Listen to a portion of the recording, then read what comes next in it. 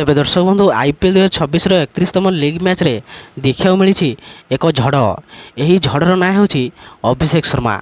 तेबे दिल्ली कैपिटल्स विपक्ष में से जो बैटिंग प्रदर्शन कले ताहा क्रिकेट इतिहास रे स्वर्णाक्षर रे लिपिबद्ध हेबो। 47 बॉल रे शतक, 7टी चौका एवं 9टी छक्का, 200 रु अधिक स्ट्राइक रेट रे खेली बॉलर को नाकेदम करले अभिषेक शर्मा। से प्रथमे 50 रन कले 25टी बॉल रे, किंतु परवर्ती 50 रन मात्र 22टी बॉल रे कले। एको ही कह जाए सफलता ही सबुठारु बड़ प्रतिशत।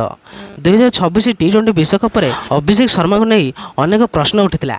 आरसीबी विपक्ष प्रथम मैच रे मात्र 7 रन करिया परे लोके कहले अभिषेक फ्लॉप, किंतु से चेन्नई विपक्ष में 59 रन करी निजर फॉर्म को फेरिथिले एवं आज रे शतक सह समस्त समालोचकों मुह बंद करदेले। तेबे अभिषेक केवल शतक मारी नाहंती, बरं क्रिकेटर किंग कहता विराट कोहली रेकर्ड सह समकक्ष होइछंती। मात्र 184 इनिंग्स रे 9टी शतक हासिल करी से दर्शाई देइछंती जे से होउछंती आगामी दिन सुपरस्टार। तेबे चलित सीजन रे 300 रन अतिक्रम करिवारे से प्रथम बैटर।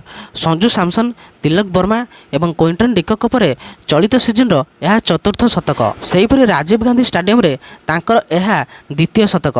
तेबे चलित सीजन रे यह चतुर्थ शतक थिला।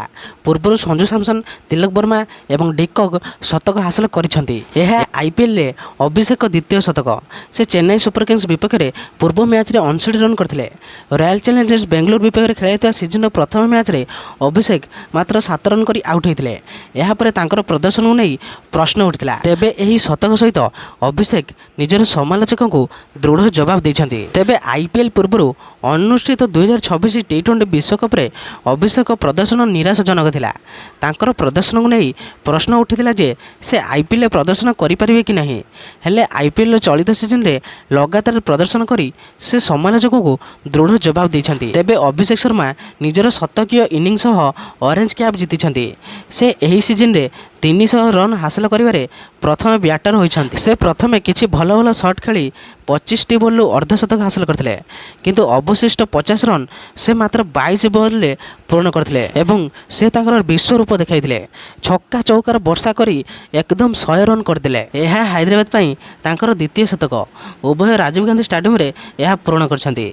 तेबे पूर्व अभिषेक गत वर्ष पंजाब विपक्ष में मात्र 40 बॉल रे शतक हासिल करथिले। तेबे कोहली रेकर्डर समकक्ष अभिषेक शर्मा हैदराबाद शतक सहित विराट कोहली रेकर्डर समकक्ष होइछंती।